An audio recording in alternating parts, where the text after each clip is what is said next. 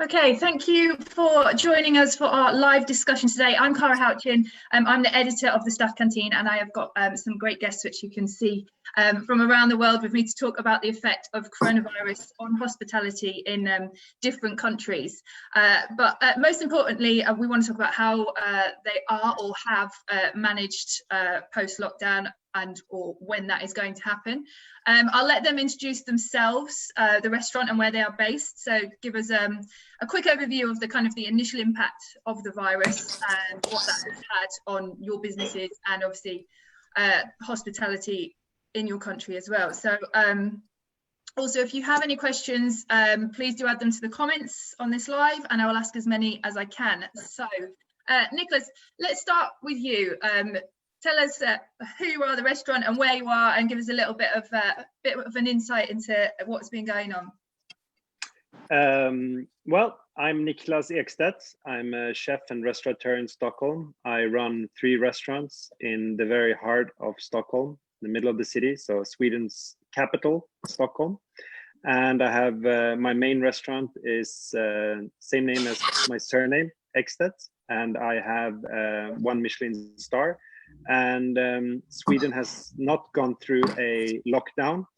The Swedish government has chosen to do a very soft version or a soft handling of the coronavirus crisis here in Sweden.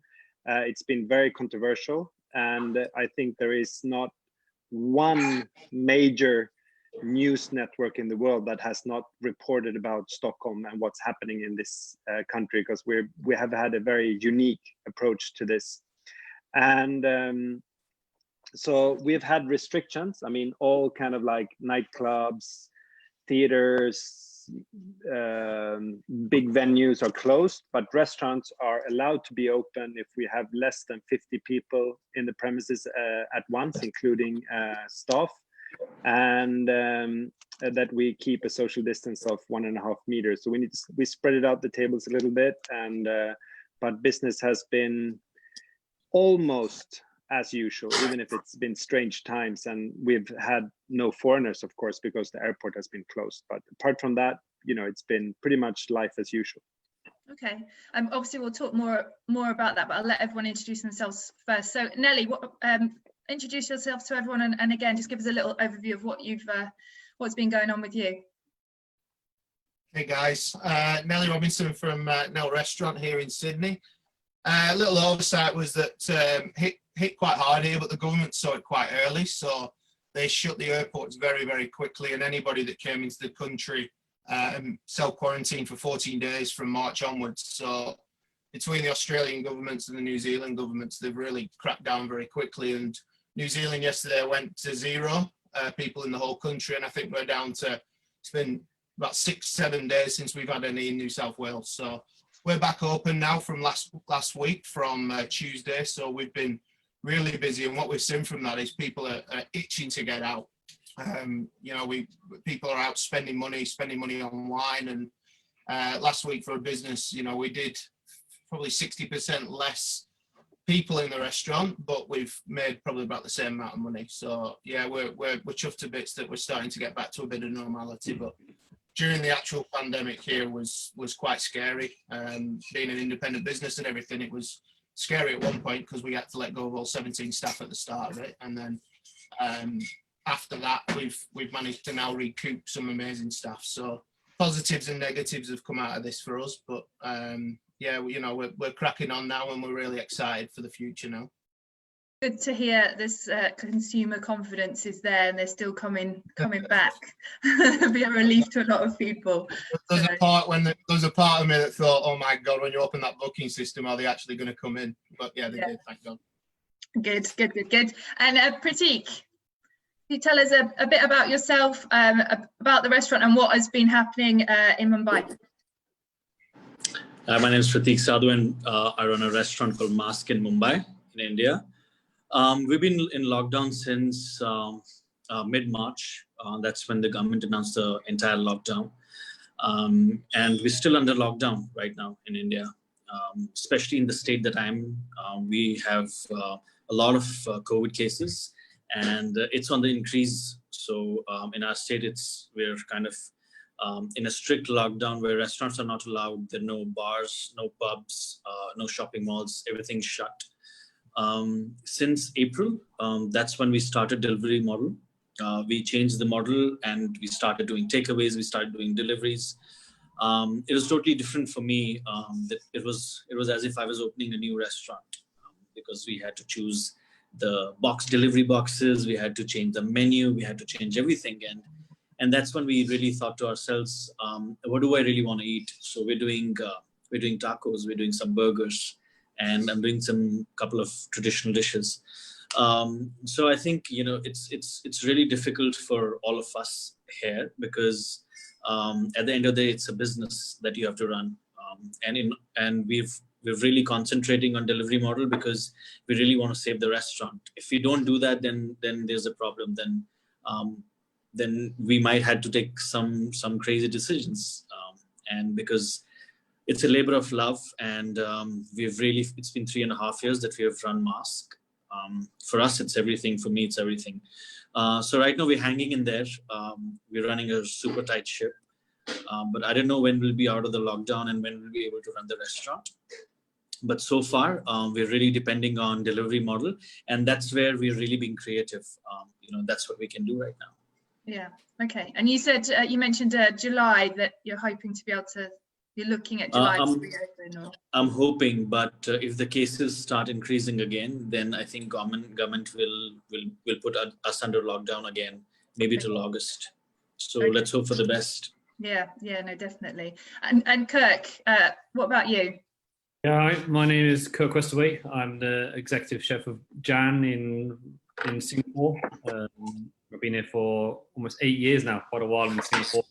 And we've been in lockdown since kind of early March, early April. So just on 2 months now. We're trying to come out as soon as possible. We've done well with holding on to all of our staff. As the restaurants closed, the government have encouraged a scheme to put the staff into fishmongers and butchers in local supermarkets. So they've all been maintained, and we don't have to lose anyone inside. So it's pretty beneficial right now. We're looking to come out as soon as possible, but at the moment, the dates are still not released as to when we could possibly fully reopen. Okay. And you mentioned that you have to wear a face mask to go anywhere. The rules and the laws in Singapore, the second you leave your house, you have to wear a mask, whether you go on the public transport, out on the streets, in the shops, even the people still working in businesses or restaurants must wear a mask. Everybody is involved, and it's for your own security and everybody around you. So it's really the entire country is compiling with the rules and regulations. Okay. And let's just stick with staff, as you all kind of mentioned them. Niklas, has it had an effect on you? Because obviously you've had to cut down how many people you can have in the restaurant, and has that affected how many staff you can therefore have? I know yours is slightly different to everyone else's reasoning behind maybe possibly losing staff. So. Yes, we've cut down on staff quite a lot, actually. One of the reasons is that usually I have quite a lot of staff because I run a fine dining restaurant, so we need a lot of hands. But because of the regulations that we can only have 50 people in the premises, the more I limit the staff, the more guests I can have. So actually one staff is one more guest. So it's been like maths, so we've cut down on the menu a little bit, done the tasting menu smaller, taken away the amuse-bouche, taken away the petit fours, and making sure that we can do a short, fast menu on as little people as possible. And so we've laid off maybe 30% of our total staff, but we've managed to keep the core and the most important people that I used to have before the crisis. We still have employed, so we've been very lucky in many ways. And obviously, with you having to lose staff, I'm assuming that's like across the country that has happened in all different industries where you've had to change for certain, obviously, social distancing. Has the government put anything in place to help people with this, or not? Yeah, everyone. We don't have to lay off anyone. If you've been employed for more than 6 months, the government takes 80% of the wages. Okay, similar to us then. Okay. And Nelly, you mentioned that you had to let everyone go. What has it been in Australia in terms of support from the government and that side of things? Yeah, it was heartbreaking, to be honest. We had to sit down these guys and tell them, but we've got sponsorships over here, so people are sponsorship through the business. So we've got 3 guys that are through the business that I had to keep hold of, because if not, they would have had to go home. So that's my head chef, my sous chef, and my chef de partie. So they were the core team. But the government here put in a job keeper thing where they were giving the same as what Niklas was saying about their 80%. But if you're foreign, you don't get it.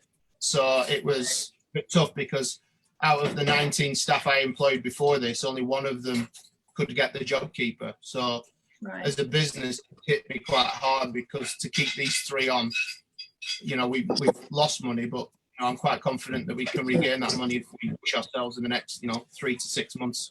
Again, we've shortened the menu a little bit so we can turn the tables and try and get some extra revenue in to try and recoup that money. But letting go of some staff was hard. But the positive out of this is that I've actually had time to hire better staff in certain areas. So I've now managed to get a new general manager and new assistant manager that I would have probably not got if I was open before, because they were in jobs before. So for me, I'm actually quite happy with the staff side of things, because I've got better staff now for us to push forward. So now there's a positive to a negative in this.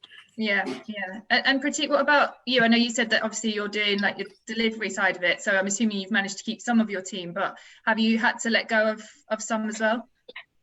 No, we didn't fire anyone. We didn't let go of anyone. We still have the entire team intact with us. Of course, we had to do some kind of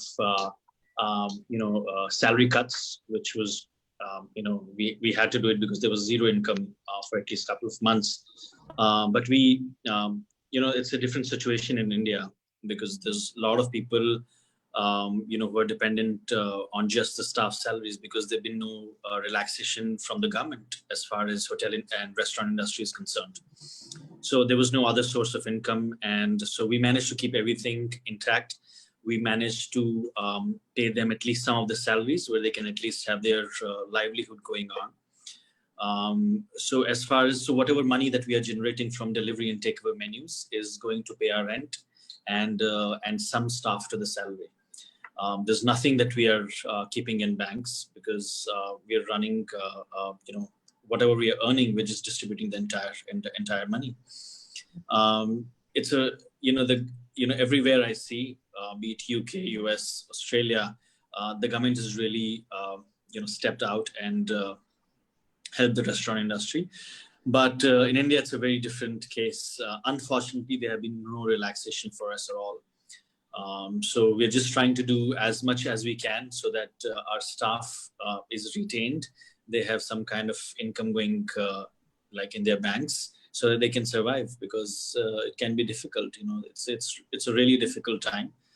So as a restaurant and as an individual, we're trying to do as best as we can so that our employees can be supported in any way.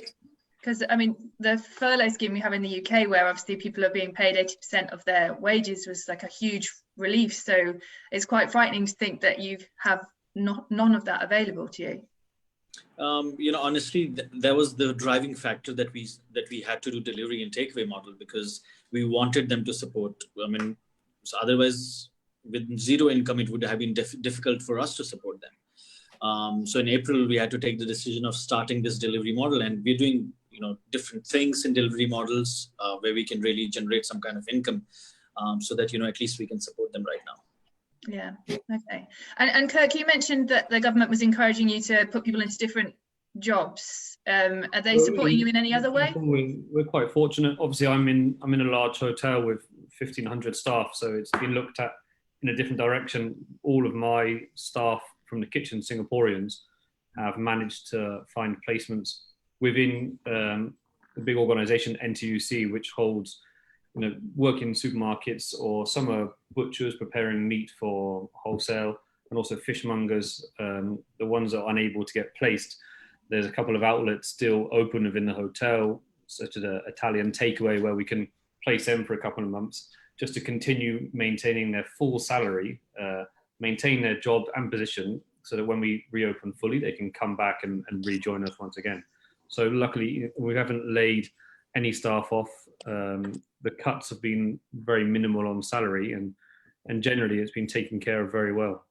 The only problem is we're unable to organise a takeaway service because all of my staff have been spread out to the supermarkets and the butchers. So whereas many restaurants in the country and around the world have found an option of creating a takeaway service, now we're currently unable to do it because the staff are not there. So we're looking forward to lifting the lockdown so we can all return and regain to a regular service that we're all used to. Yeah, I mean, all of us in lockdown cannot wait for it to be lifted. I think it's definitely a general consensus there. And I think it's really interesting that I've got, obviously, Niklas has not had lockdown, and then Nelly, you're obviously a first week or two coming out of lockdown. Niklas, what would you say about the kind of the restrictions that you have, and what maybe we can learn from that, people who are going to come out of lockdown? So, you've got the 1.5 meter rule, haven't you, for within the restaurants, and you even said that you have people who come round to the restaurant to check that you're complying to these measures as well. So maybe tell us a bit more about that and how that's affected you as a business.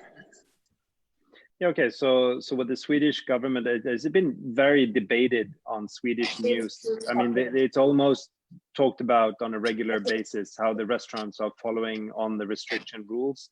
And especially when the warm weather came after a quite cold spring here in Sweden, a lot of people wanted to, sit outside. And actually, ironically enough, the debate was how close to sit outside, because, inside the restaurant it was really easy to get people to follow the restrictions. But when they were sitting out on terraces and cafes, people, tend to sit closer, and so there was a big debate about that, how to follow the social distancing on the outside the premises. And then what they did was that they started like a COVID police that goes around checking on all the cafes and restaurants, making sure that they follow the rules. And if you don't, they shut the restaurant down quite quickly.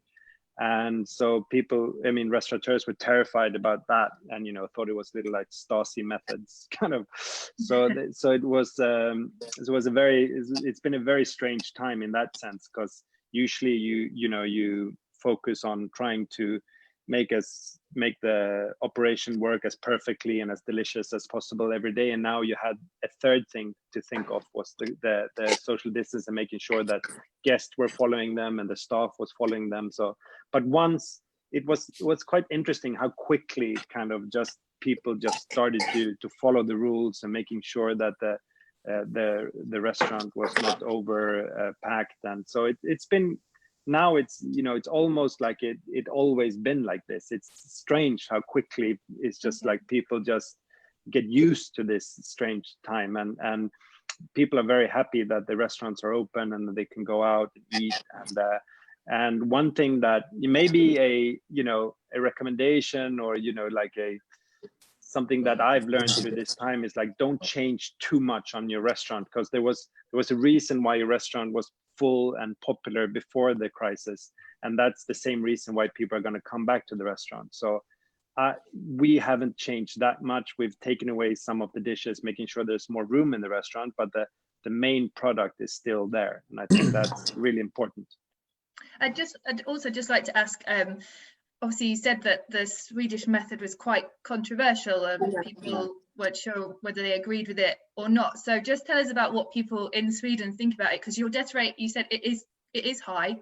So even though, and explain a little bit about how the economy is better than others, but it's not as good as it has been. So I think that when it comes to small businesses and restaurateurs and cafes and hairdressers, when we haven't seen the same impact as other countries have had, because we've been open. But of course, the economy as whole, as Sweden is a big industrial exporting country with Volvo and Saab, IKEA, Hennes & Mauritz and H&M and so on. There's of course a slowdown in the economy, and tourism is not here. But when it comes to small businesses, we've been very lucky, and most of them are still alive. But I think that but when it comes to the government way of handling the whole situation, in the beginning, when the other neighboring countries, Denmark, Norway, Finland, all locked down, while Sweden kept everything open, of course, all the neighboring countries were wondering, what the hell are you doing? You know, you're killing people. Why aren't you having a lockdown? And there was also a sense of, you know, a non-solidarity against the neighboring countries. So there've been a lot of tensions between Denmark, Sweden, and Norway and Finland, and especially the borders, because as Scandinavia is all, you know, it's like the UK, it's Ireland, Scotland, and Wales. I mean, you know, between Wales and England, you don't really think of a border. So between like Denmark and Sweden and Norway and Sweden, we didn't think of them as countries. You know, we were just one big place. And suddenly there were border controls. Norway's been really strict with not having Swedes coming into Norway. And of course, all these things really gets tensions. So that's something that, you know, we haven't seen here in the Scandinavian countries. You know, in my generation, we've never seen tensions between the countries and the borders, but that's really something that's very controversial and debated.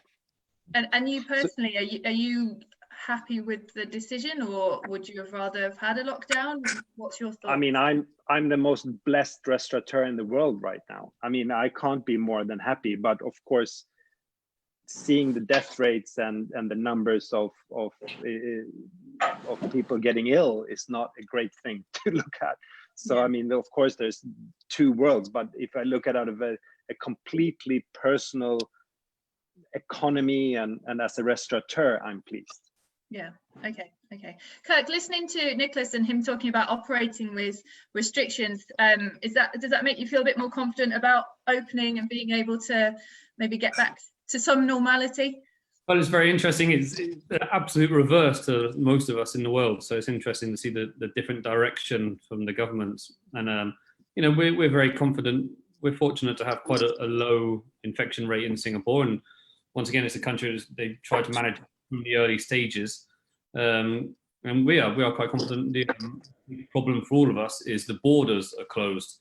Obviously, Singapore, as most of us, we rely heavily on tourism coming into the country for customers, and especially people staying in the hotel and dining guests. So until that reopens, it will be a struggle to really fill all the restaurants as it once were.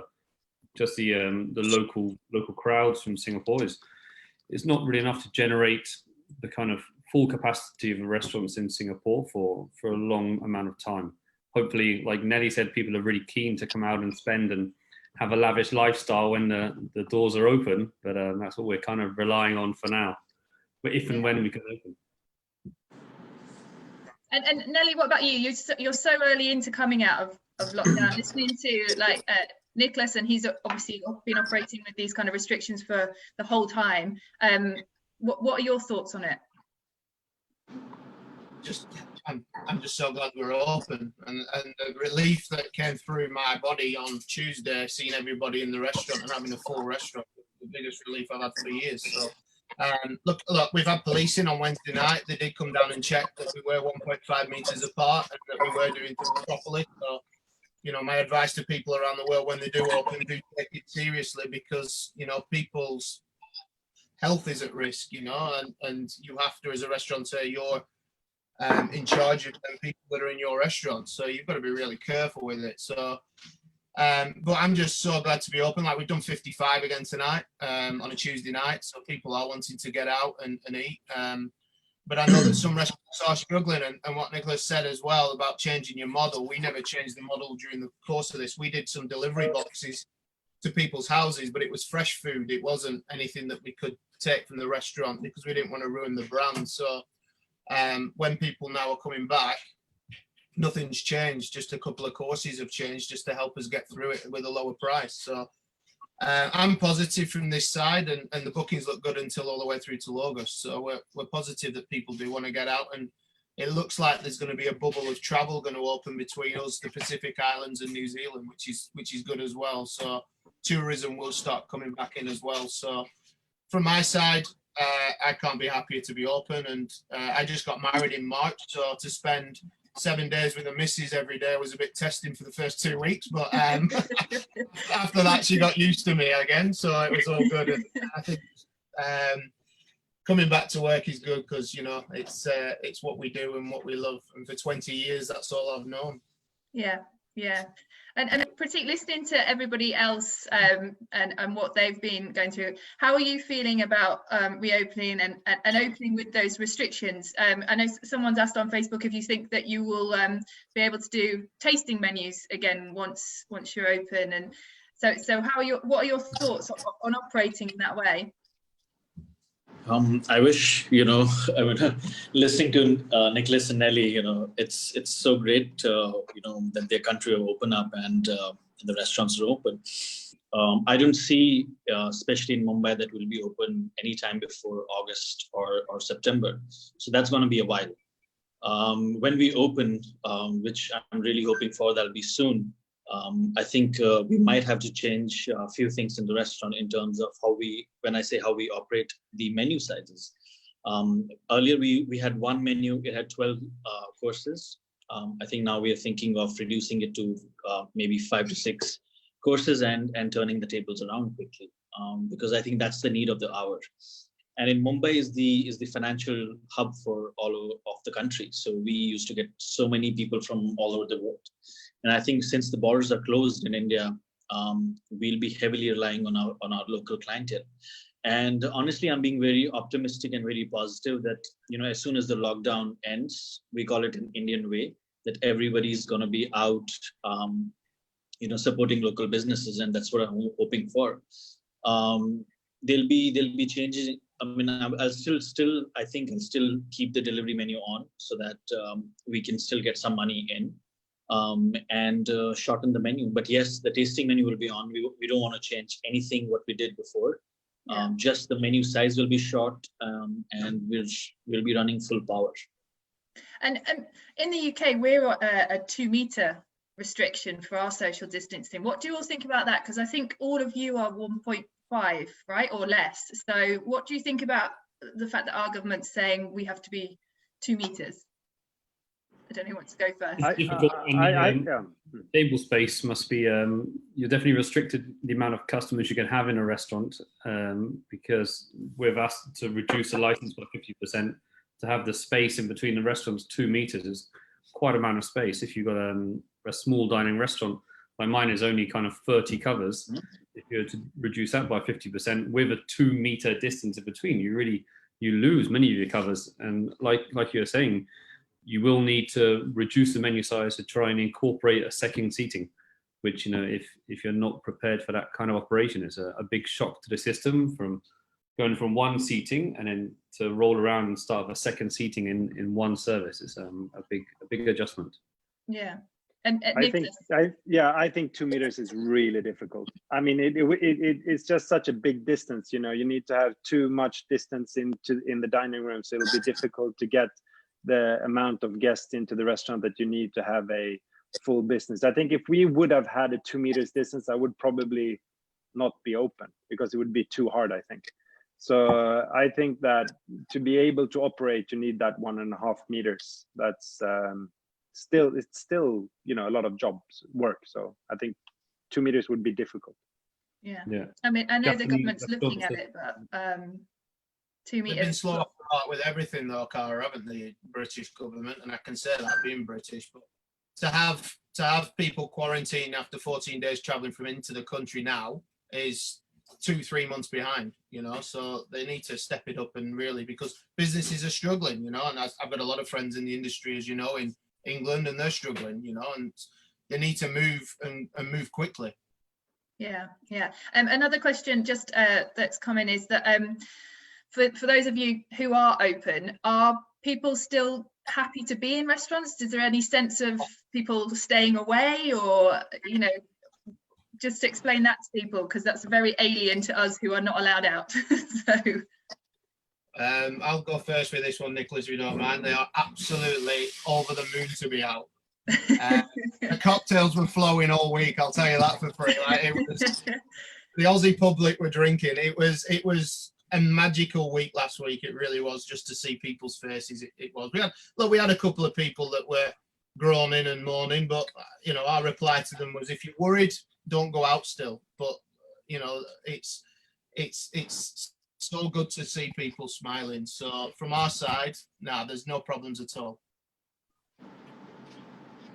And Niklas, you said it almost feels like nothing's changed. You said the young people are not bothered at all. So no, it's amazing to see Stockholm, how it rebounds so quickly, and especially now when the travel restrictions are lifted in the country. So we used to have a travel restriction, so you couldn't leave the city. You could leave the city, but maximum 1 hour outside the city. So, but now tourism in the country, it's coming back. So you can travel between Gothenburg and Stockholm and so on. And in Malmö, actually, they've started to take Danes. So if you can come from Denmark to Sweden, but not Swedes are not allowed into Denmark. And people are just over there. You can see them on social media. Everyone are so happy, you know, that they can start traveling and visiting friends and eating out. And we have a big, like, schools are closing this week, so there's a big kind of like a lot of people are taking their exams, so they're coming out to celebrate that. And so we feel like life is coming back slowly to normal. So it's been this week has been a great week in the restaurant, actually. And one thing that I'm really happy to see is that people still have money to spend. Because a lot of people have not been traveling. They have not, you know, there haven't been any parties or weddings to go to buy expensive presents, or they haven't been, you know, they've been maybe home decorating a little more than they used to. But apart from that, people haven't spent that much money. So we can really feel that people are, you know, willing to pay to go out and eat. So yeah, really pleased, actually. So I think that if the UK, if you just hold out, and hopefully the government will, you know, make sensible decisions, and maybe I think you're in for a treat. You're going to see how much people really enjoy the restaurants, and the restaurant industry will bounce back eventually. Yeah. Talking to people in hospitality in the UK, one of the other big knock-on effects has been suppliers, and obviously them not having anyone to supply has been an issue. So I don't know, Kirk, what's it like in Singapore? Has that been something that you've had to discuss, and like going forward, how that's going to work? Yeah, we do. Actually, in Singapore, there's not a whole lot of produce produced in Singapore. We try and source a lot of our ingredients from kind of around the world. There are obviously local farmers who we've tried to support in other areas, but with us being closed, it's very challenging to involve ourselves in purchasing ingredients, because the restaurant's closed. We've got no customers to supply them to. A lot of people, however, are looking into kind of veg boxes and food boxes. I think similar to what Nelly did with a box of meat or vegetables that we could bring from the farms and deliver to the customers around for a price. Me personally, we didn't get involved with it because of the hotel restrictions and the fact that we were closed. So it was easier to kind of close the restaurant doors and look at other operations around the hotel than really getting involved with additional purchases. So it is an issue, but we are sourcing many ingredients from around the world. I try and focus on UK ingredients. As you know, I'm reinventing British in Singapore, and those ingredients I previously have sourced, I'm hoping to return to as soon as we can open. Okay, and when you do open, do you see yourselves having to increase the prices because of obviously the drop in covers? With the importation in Singapore, obviously the price is pretty premium already, but with the reduction of planes coming in Singapore, and the price will probably increase for all the ingredients we source from around the world. With the increase of price, we'll be forced to slightly increase our price in the restaurant as well. But like you said as well, we're hoping not to reduce the menu size. I think you've got a reputation that you've built over these years of the style of food you're doing and the general feeling in a restaurant, and we don't want to alter the experience too much. We're not looking to reduce the menu. We're not looking to reduce the amount of time people are in having the experience. I think, like you've all mentioned, people want to return to a very happy place, come back, enjoy themselves, and finally being allowed out of their houses to a place that they can really enjoy a restaurant experience. So that's what we're going to try and return to when we can open, rather than reducing the time, reducing the courses, reducing the experience, and try and really maintain the excitement that people used to have there. Yeah, and Prateek, what about yourselves? There's a couple of things there that we've talked about. So, you know, do you think people will want to come back to a restaurant environment, and what are people's thoughts? Are they scared? Are they worried? And then also for yourself, will you see a price increase, do you think, with the knock-on effect of obviously suppliers and things like that? First things first, I think people are really excited to be coming back. We're still getting bookings for September, and I think, you know, we're telling them, you know, hold on. You know, we're taking the bookings right now, but then we don't know exactly what date will be open. But I think in the general consensus of the people are really excited. And people are bored sitting at homes, and they really want to get out. And especially with the strict lockdown, people really want to go out and, you know, get that normalcy back in their lives. They want to go grab a drink. They want to go, you know, grab a nice meal at a restaurant. So yes, people are really, really wanting to come back, wanting to go to restaurants, and so are we. We're really waiting to open. You know, most of our sourcing is from in and around local farmers from north, south, east, west of India. So I don't think the prices we're going to increase the prices. The price of the menu will still remain the same. But we are looking at doing a couple of other additions and subtraction in the menu, where we can have two different kinds of menu to offer rather than just having one. That's what we're looking at right now. Okay. And Niklas, Nelly, you're obviously already operating. So have you had to increase prices because of coronavirus and because of the knock-on effects? I mean, the one thing that we're struggling a little bit here in Scandinavia is working force when it comes into farms, because most of the farms are run, especially the hard labor is done by Eastern Europeans and people from Ukraine, and they have not been coming to the country. So a lot of the strawberries, asparagus, garlic, onions, the things that we're used to having a bundle of and a great price on is really high right now. So the spring was cold and very few, no cheap labor has led to an increase in prices, especially in vegetables and products. So we've had to increase the price on certain dishes and some things, but at the same time, we've reduced the tasting menu to less dishes, so we reduce the price and increase the price at once. But people are still spending a lot of money on wine, and because people are not traveling, they buy a little more, maybe like a bottle of champagne instead of sparkling wine. So at the end of the day, the turnover on per guest is pretty much the same as before the crisis. But the one thing that the big change for us is that we don't have any tourists. So we went from an international Michelin-starred restaurant with mostly foreign clients to now only have local people, and that's Stockholmers, they usually like travel on the weekends. A lot of people have two houses, so a lot of people leave the city in the weekends, but now they stay in. So that's been really fun to see that people from down the road come to the restaurant, and that we've never met before. So we have a new clientele as well, which we really enjoyed. Okay. And Nelly, what about yourself in terms of pricing? So I've just reduced it by $20 only, just to try and get people through, but we're doing a double turn. So doing a double turn means more revenue. So for a business side of things, we're actually making more money in that way. But when we go back to August, because this menu that's on currently is on for 2 months, and then when we release the menu in August, we're actually only putting it up by only $7. So the $7 will actually give them something different as well. So we're around the same.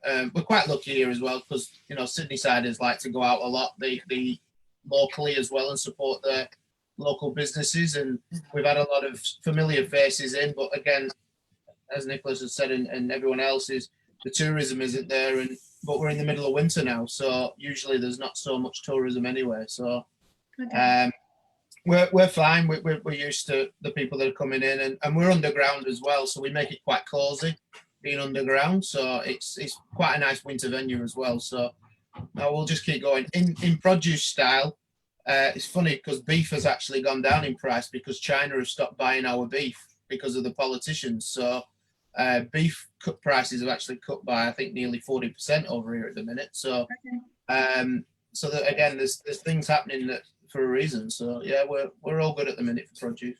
Yeah. Okay. Lots of beef on the menu. We've talked about the social distancing in terms of customers, but how are you managing to do that with staff? So how easy has that been to operate? So I've reduced the kitchen from 8 staff to 4 or 5, depending on what day. And they've just had to work a little bit harder, but it's less courses, so it's technically the same anyway. And on the floor, we've taken it from 8 staff down to 5 to 6, depending. So we've reduced a bit, and it is quite a small restaurant as well. So with the guests in and the 50 cover room, we hit probably about 50 every time it's full. So the 2 sittings of about 34 covers a night gives us that. So we've been all right.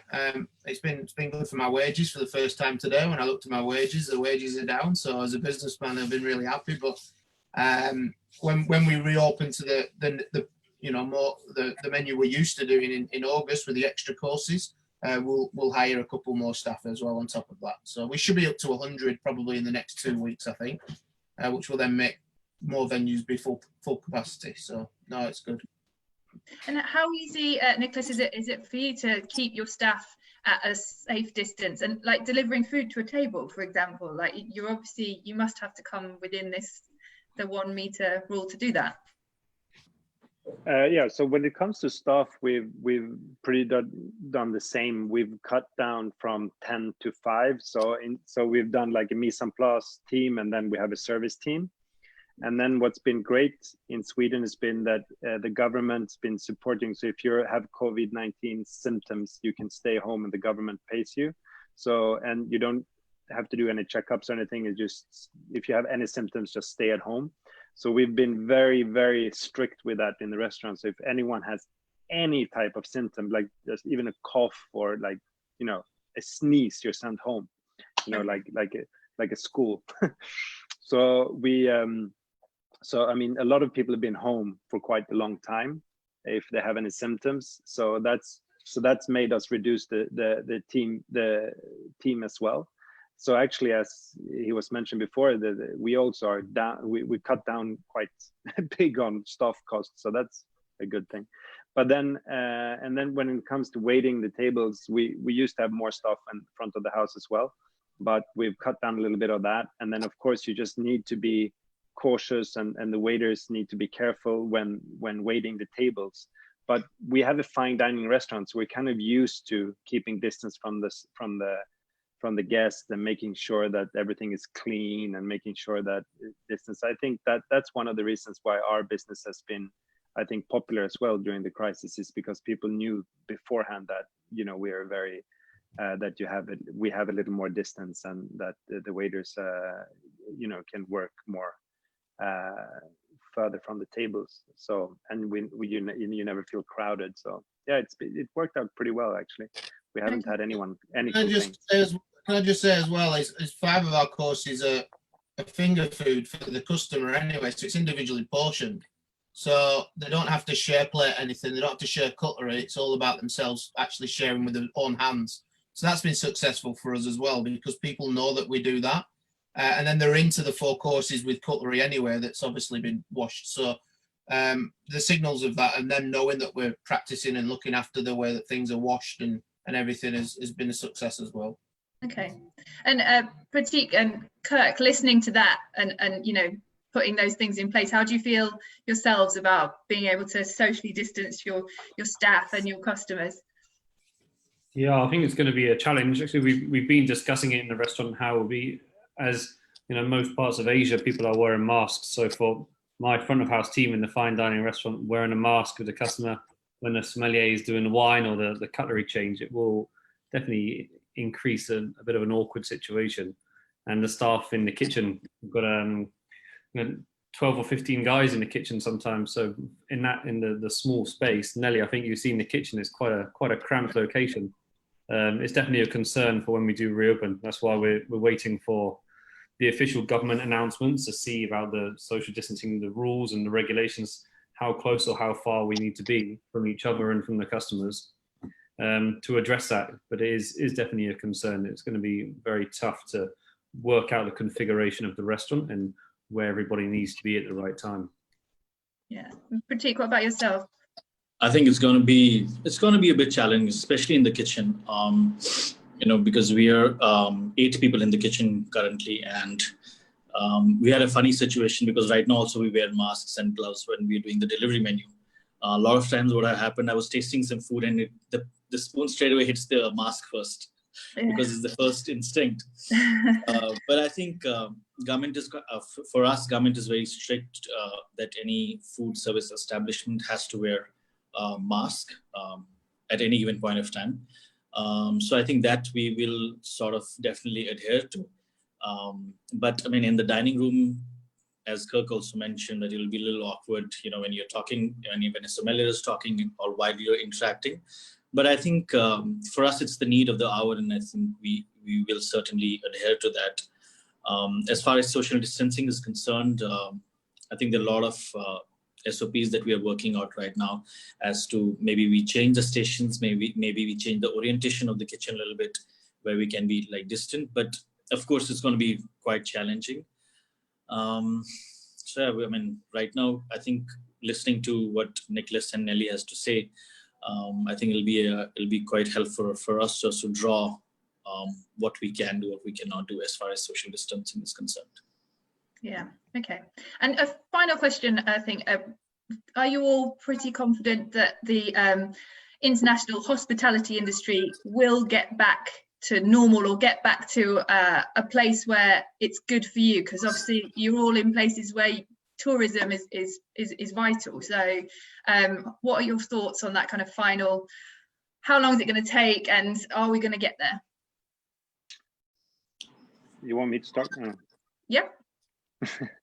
Well, I think that tourism, like weekend tourism and tourism within Europe, will be great in the future. And I think that people will really long for traveling and visiting other countries. I think that will definitely come back quickly. One thing I'm a little worried about is that maybe this type of meeting will take over like business meetings and traveling with, just day, as we have in Europe, we have day trips, from Helsinki, Copenhagen, Berlin, and London, and so on, that, have a simple meeting, just one-off meeting. Maybe they'll do that on Zoom or Google Hangout or something instead of traveling. So maybe we'll have less business travelers and more tourists. I think that is one scenario that you can look onto. Okay. Nelly? I'm actually really excited about it, because I've got a feeling that guests and people with restaurants actually might appreciate what restaurants are about a bit more. I think in the last couple of years, especially down this end, people have taken them for granted a little bit, and there's a lot of restaurants around that we know. And I've got a feeling that in the next couple of years, guests that haven't been able to go out as much will actually appreciate going out and having that food and wine a bit more, and interactive, with their partners or friends and everything a little bit more. But I just don't want, like Niklas said, technology to take over. I think dining is about one-on-one, two-on-two, talking about how your week and how your day has been. And that's one of the reasons we try and ban the phones in the restaurant, is because we just don't want people on them, because you're out to dine and you're out to talk. And I don't want that to take over our normal lives anymore. So from this, I think people just need to get out, enjoy themselves, and don't worry, and go and eat good food and drink good wine. That's what it's about. Yeah. And Prateek? No, I think, one question which I'm really asking myself a lot is, for us, hospitality is all about, warmth and, meeting each other. At the end of the service, you'll have your guests coming into your kitchen, give you a nice hug. I mean, what will happen to that? I mean, right now I'm just like worried about the warmth. I mean, that's what we work for. It's a joy to serve and, feed people. And at the end of the day, when you get these hugs and, fist bumps and high fives, I don't know, like what the new hospitality would be or the new warmth would be. I'm a bit worried about that, honestly, first. But I'm also hoping that, business will resume. As a human race, we have a tendency to bounce back quickly. If you just go back to the history and see, there have been so many, unfortunate things that have happened to the human race.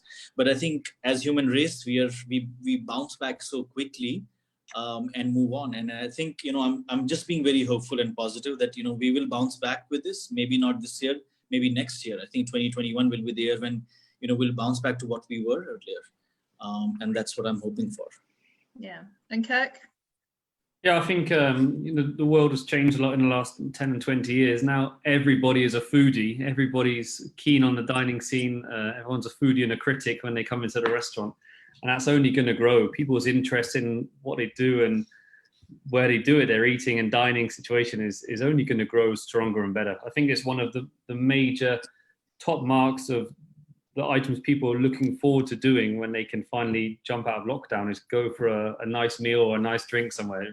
All of my friends and family I speak to, that's the kind of number one criteria of what they need to do when they get out. They want to go to a nice restaurant, nice experience, and also finally a weekend away, which is something we're all going to look forward to as well. So it's definitely going to bounce back. It'll bounce back pretty solid as soon as we're allowed to. It's going to come back hard and fast. Yeah, definitely. I hope so. I mean, I think most people are desperate to not have to cook for themselves anymore, at the very least. So, right. Well, I think that's a perfect place to end it, just to bring this to a close. So it's been really interesting finding out about the impact on all of you. All of the experiences are obviously very, very different. And I hope that everyone watching has really enjoyed it as well. So, because some brilliant points, and hopefully we can all learn something from each other and looking at what everyone else is doing so that we can get back to normal as soon as possible. So brilliant. So thanks again to everybody, and thanks again to everyone for watching. Thank you. Thank Thanks very much. Thank you so much. Thank you, everyone. Thank you.